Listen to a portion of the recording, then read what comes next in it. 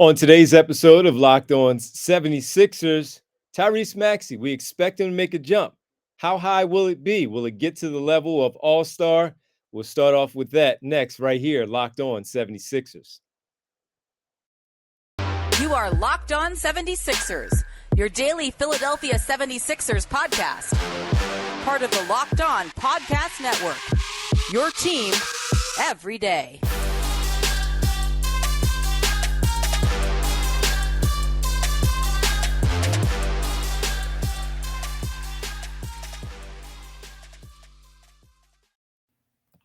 Today's episode is brought to you by BetOnline. BetOnline has you covered this season with more props, odds, and lines than ever before. BetOnline, where the game starts. What's good, D? How you been, bro? What's happening, man? All good. Back at you right away with the next podcast that we have to bring to the people.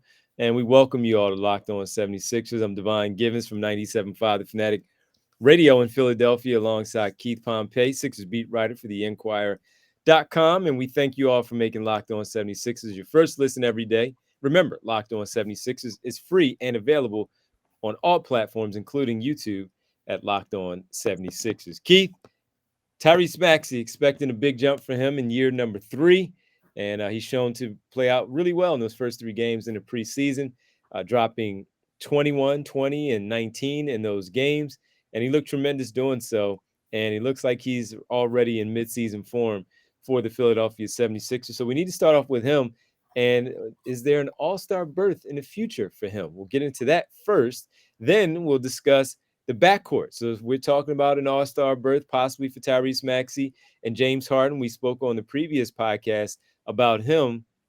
Where do they rank now in this Eastern Conference with so many guards as a tandem in the backcourt, as a duo? Where do you find them in the rankings in the NBA? And then we will get into one more thing here on the podcast to close out things a little bit later about this basketball team and the newest additions who has stood out to you so far through the preseason. All right, Keith, Tyrese Maxey, all-star this season. Will he take that type of jump this year? You know, it's weird. I mean, I think he could be one of the most improved players, even though he played well last year, right?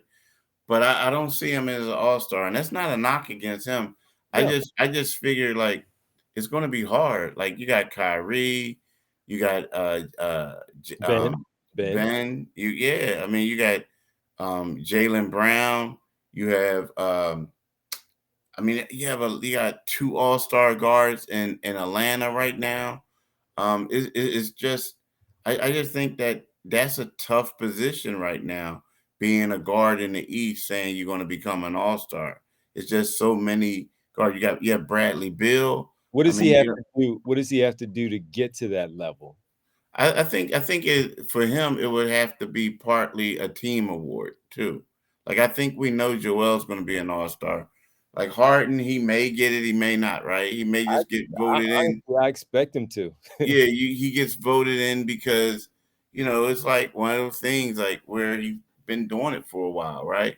But I think that it has to be like a team award, team effort. Like the team is going to have to be number 1 in the East for them to say, okay, it warrants 3 All-Star. You know what I mean? So good player, but I just think it's just right now it's just a log jam, and I don't know if you make it. So I agree with the number 1 seed part. Typically, when you're in the number 1 seed and you have 3 players who are playing at that level where you can't exclude the third player, typically you'll get the 2. You can't ignore the other. One might be a starter where he's voted in, but you're also going to get that other one that the coaches select. So they have to be one of the top 2 seeds in the Eastern Conference, in my opinion. One most certainly to maybe get 3. And if they are to get 2, I think James Harden would be that other one where, to your point, it's a legacy award kind of, and a legacy vote, but he's also playing well enough where it's in the discussion where they actually have to take him. As far as he goes, Maxey, I think it has to be that team part, but individually, let's say he averages 21, 22 on the season. But if he gets off to such a hot start, and we've seen this plenty of times in the first half of the season, not only in basketball, but baseball, football, where guys get, these votes for, these players of the month and all that stuff, but we don't see them in the end for an all-pro team. I think if he started off and averaged like 24 points a game Mm-hmm. and shooting very well, high field goal percentage, still shooting his threes, getting to the foul line, and in general, you see the difference in his game, then when it comes down to the voting, he's going to be on the ballot and he might get some votes in the East. How many, I don't know, because to your point, which we'll get to in the next segment, it's going to be a lot of guards. But the coaches will notice. They'll know where that difference is being made and why they have to go out there and make that call for him to be an all-star. I think he's going to fall short today. I think he's going to fall short.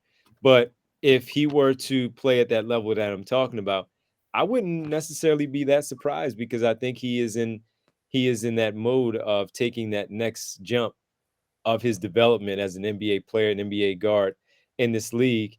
And there's no question, like it was last season, of who he was and what he was going to be. He was starting in that moment, but we just didn't know if he was going to be starting for the entire season. If and when Ben Simmons came back, he didn't, and he played well. He had a 17 point per game year. I expect that to jump. If he makes a huge jump, like I said, like 24 to at least start off the campaign, he will most certainly be in the conversation. But I do believe today, subject to change, folks, in the parentheses, I do believe today that he will not be an all-star, but he will be in the conversation for an all-star berth. Yeah, that's about right. Yep. All right. And on the other side, as we talk about Tyrese Maxey, how dynamic he is, and all the guards that are in the East that might push him out of his first all-star appearance, we need to talk about where do James Harden and Tyrese Maxey as a backcourt rank in the Eastern Conference. We'll touch on that next right here, Locked On 76ers. Let's talk about Bet Online. Bet Online is your number one source for football betting information this season. Find all the latest player developments, team matchups, news, podcasts, and in-depth articles and analysis on every game you'll find. And as always, BetOnline remains your continued source for all your sports wagering information, live betting, and up-to-the-minute scores for every sport out there. The fastest and easiest way to check in all your favorite games and events, including MLB, MMN, MMA, boxing, and golf. Head to betonline.net or use your mobile device to learn more. BetOnline, where the game starts. Do it today, people. Do it today. We're in the playoffs and everything. Baseball playoffs. We're getting some theatrics with the playoffs. Make sure you get in there. And the basketball season is about to start. Got week 6 of the NFL. Jump on in. Make sure you take advantage of it. Thank you for making Locked On 76ers your first listen. For your next listen, check out the Locked On Now podcast, nightly recaps of every NBA game that will get underway next Tuesday with analysis from our local experts. It's free and available wherever you get your podcast. Keith, the East is tough as far as the guard play, the wing play, but in general, the guards overall. We talked about the all-star berth for Tyrese Maxey. When you look at the tandem of Harden and Maxey, they were very good together last season once they got started together in, what was that, March, right after the all-star break? About right around March, where they played Minnesota and then the 2 games against Yeah, New York. February, yeah. Yeah, and they look really good together. They really did. And I ask you and the listeners and the watchers, the viewers, where do you rank them as far as the backcourts go in the NBA? That's a tough one, D, because and it's weird. I gotta think really on that one because you on paper. I mean, right Pardon now, me, the Eastern Conference. I'm not even going to I go the mean, entire yeah, NBA. and that's the thing. But when you talk about the Eastern Conference, because like on paper, you say to yourself like, "Yo, that's a great backcourt," but then you say, "But they might be the third best backcourt in the Atlantic Division," and like because you got Ben Simmons and Kyrie and Brooklyn, right? Yeah, And yeah. then you have Malcolm Brogdon and Jason Marcus Jalen Smart. Brown. Actually, Marcus Smart. Well, okay. So then you got Marcus Smart. So yeah, so like you And know, then, of course, you got, yeah, so that will make them the third in the Atlantic. yeah, then you got Atlanta. So to me, it's like it's weird because Yeah, they're going to be explosive, but then we're looking at James as a different role now, right? And then Maxey, some of these guys are more established than Max. And I get it. I know that sounds crazy, but this and that. But we're talking about guys who are all stars or been in the league longer. So, I mean, they're going to be good, but I don't even think they're the best one in the in the Atlantic Division. They're So not. if Brown is considered more of a wing, where Brogdon does get to start. I don't know that he is. So let's just say Marcus Smart is starting with Jaylen Brown, defensive player of the year, and then the all-star wing player, but technically a guard in this particular case. Maxey, Harden, Simmons, Irving. You go to the Central and you're looking at Garland with Mitchell now. You look at Milwaukee, as you talked about, but with Middleton and Drew Holiday. The Southeast with the two All-Stars now, and Murray and Trae Young. Yeah. Um, it's It's it's tough. a very competitive one when we talk about where they do in fact rank in the East. But I wouldn't slight them because they are talented, especially if we look at and give the credit to Darius Garland, who is a tremendous guard. I actually love Darius Garland. He not only scores, but he passes and he looks to pass, which makes him so much more fun to watch because he's not a selfish guard. That's the type of guard that we talk about when you say, hey, James Harden, can you score and pass and do both in that way where we know you're not dominating the ball too much, but you're also getting other guys in the mix. So I look at them though. Why can't Maxey, as we talked about in the first segment with the All-Star, why can't he make the similar type of jump that Garland did? Is it because Garland had the ball so much last season on that team? They weren't a top seed, but they had two All-Stars and deserving two All-Stars in Jared Allen and Darius Garland. If Maxey can be that good, like we talked about, All-Star level, they should be in the conversation of being a top backcourt in the East. Yeah, they should, but I mean, it's just a lot of competition. That's all I'm just saying. It's just a lot, a It lot. is, but what's keeping them from being then in that competition where we're talking about them being that type Because that those guys are already there. The Sixers trying to get there. You know what I mean? That's the well, difference. really one player is trying to get there in Maxey. I Harden is think James is still trying to get there. I mean, too, because like we got to see what type of version of James Harden is going to be. So okay. there's a lot of unknowns with the Sixers right now. Okay. All right. I mean, look, not disagreeing with you at all. Just simply saying I think they are up there though.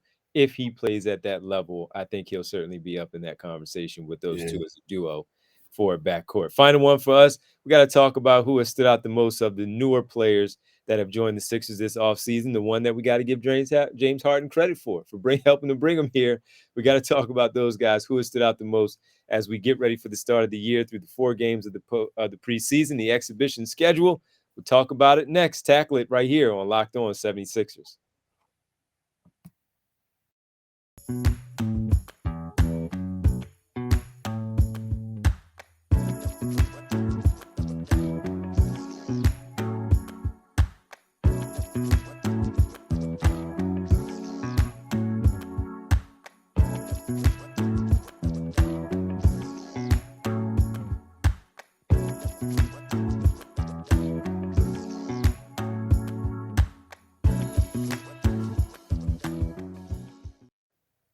Keith, that music, man, it's the best. I'm sure people sit there and listen. They're like, you know what? They just start bobbing their shoulders and just, I yeah, know. exactly, bobbing the head a little bit and doing their thing with that music as we come back. We thank you for all watching and listening to Locked On 76ers. Keith, we know the people. We know Yeah. the guys. Which one of the new players have shown you the most through the 4 exhibition games? I know mine. Mine hasn't changed. Who's yours? I think mine might be the guy that you're gonna say, DeAnthony Melton. There you go. The thing about DeAnthony Melton, he's far from a polished guy, like complete polish. Like, his handle isn't really, as good as well, but he was a power forward in high school. You know what I'm saying? So he's like that. But the defensive end and the energy and the decision making. Every time you watch him, I become more and more impressed with him. I do. Every time, each game that I see him out there, I become more and more impressed. So I'm gonna have to say him, and he brings that defensive tenacity. Is he a pure point guard? No, Nope. but at the same time, he just seems like a guy who's willing to learn it. He can be the type of guy, how, in my opinion, how Seth Curry was. When Seth Curry came to Philly, people were like, "What is Doc Rivers doing? Starting son-in-law? He shouldn't be starting." Well, next thing you know, they miss son-in-law, right? Yes, they So do. I think Melton is the guy who's really standing out. But if I had a number two player, it would be Daniel House. I like what he's been doing, Yeah. but I Yeah. got to go with Melton. We're along the same lines there. Keith, when the trade went down on draft night and Melton for Danny Green and that pick in the 20s, you know how ecstatic I was for Mm. bringing Anthony Melton into town. And nothing has changed. And he has simply made me feel the exact same way of how I feel. Now, it's only preseason, but I do think that this is something that will translate to the regular season. You can already see the fan base who didn't know much about him. Watching him from afar with Memphis a little bit because they were on national television quite a bit. Hmm. But the guy can play basketball, man, and he's a two-way type of player. The offense has improved. It's still not where I think people would like for it to be. But to your point, he played power forward in high school and has turned himself into a very, very, very good two-way guard in the NBA as a backup. He's not a starter, but he can fill in. He's very versatile. He can provide a lot of different things for your squad. And I think that that's what they're banking on. That's what they were banking on when they made the move. Daryl Morey said he had his eyes on Melton for a long time. He drafted him in Houston, but he had his eyes on him for a long time to reacquire him. And he finally was able to do that this offseason. And I think he's going to pay dividends in a big way for this basketball team. Look how deep they are with their guard. They can have him on the ball and let Harden and or Maxey score. Same thing, bringing him in with Shake Milton, having him run some time out there on the floor with him. That was my favorite one. It remains the same. He didn't disappoint. The shooting was a little bit off this preseason. I expect it to be better. I really do. And where he makes up for those miscues on the offensive end, to your point, that defensive acumen and that intensity that he brings on that side of the basketball will make up for those. As far as Daniel House goes, I agree with you there too. He 6'6", 6'7", and just brings a lot of toughness, a lot of physicality, and some outside shooting. He was perfect in that one game, 4 for 4. I think it was the last game of the He exhibition was the one. The last game, he didn't shoot the ball Oh, as it was the well. game it It was was, the other yeah, game yeah, yeah. where It he was, was 4 for 4 from the floor and I think 2 for 2 from 3, yeah, and yeah. you can just see though what he has that length, he has that athleticism, and already brought up the toughness and all of that stuff. So those would be the two for me too. And Montrezl Harrell hasn't disappointed either. But when we talk about the favorites, those are my two, starting with the Anthony Melton. I agree with you 100%. Yep, yep, yep. There it is, man. Thank everybody again for making Locked On 76ers your first listen every day. Now, for your second listen, go check out the Ultimate Pro Basketball Preview 2022. It's a 6-episode extravaganza to get you ready for the NBA season. The local team experts and the NBA insiders of the Locked On Podcast Network and Odyssey all combining into one ultimate NBA preview. Search for Ultimate Pro NBA Preview 2022 on your Odyssey app, YouTube, or wherever you get your podcasts. Keith, can you let everybody else know where they can find us? We're going into the weekend, man. So I'm off this weekend. You can find us wherever you get your podcast, like for the last one, and on the YouTube channel. But when you go to our YouTube channel, Locked On 76ers, make sure you click on that Liberty Bell so you can become a subscriber. Also, you can follow my man D at Divine G975. You can listen to him this evening on his radio show, The Divine Giving Show, from 6 to 10. You can follow me on Twitter at Pompey on Sixers, and you can read my articles in the Philadelphia Inquirer, inquirer.com. Thank you. Hey, man, you have a great weekend. Everybody out there, enjoy your weekend.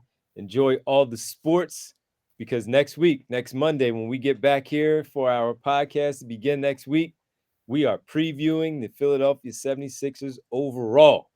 The NBA is underway. Can't wait. Keith, have a great weekend. Everybody out there, enjoy your weekend also. We'll talk to you on Monday. All right. Peace, bro. Peace. See you.